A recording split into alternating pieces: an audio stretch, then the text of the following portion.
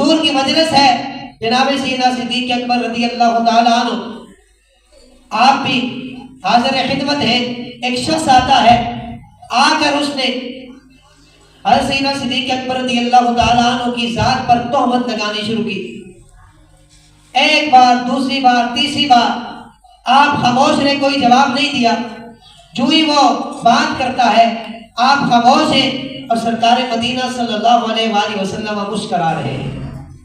فرماتے ہیں جب 4 مرتبہ اس نے بات کر دی، 5ویں مرتبہ اس نے بات کی، تو فرماتے صدیق اکبر رضی اللہ تعالیٰ عنہ آپ نے اس کو جواب دیا۔ جو ہی جواب دینا تھا، کریم آقا صلی اللہ علیہ وآلہ وسلم مجلس سے اٹھتے ہیں اور تشریف فرما ہو جاتے ہیں۔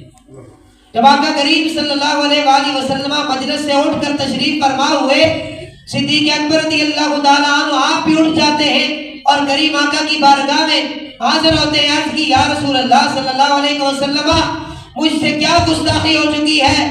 یا رسول اللہ آپ ناراض ہو کر مجلس سے اٹھ کے آ گئے۔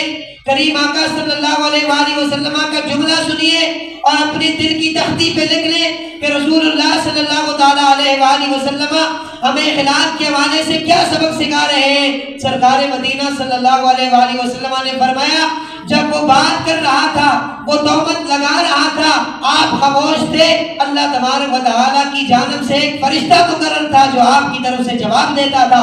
لیکن جو ہی آپ نے خود جواب دینا شروع کیا، وہ جو رب کی طرف سے مامور کیا ہوا فرشتہ تھا جو اس کو جواب دیتا تھا، جو رحمت والا فرشتہ تھا، میرے آقا فرماتے وہ چلا گیا، اسی وجہ سے میں بھی اٹھ کے آ گیا۔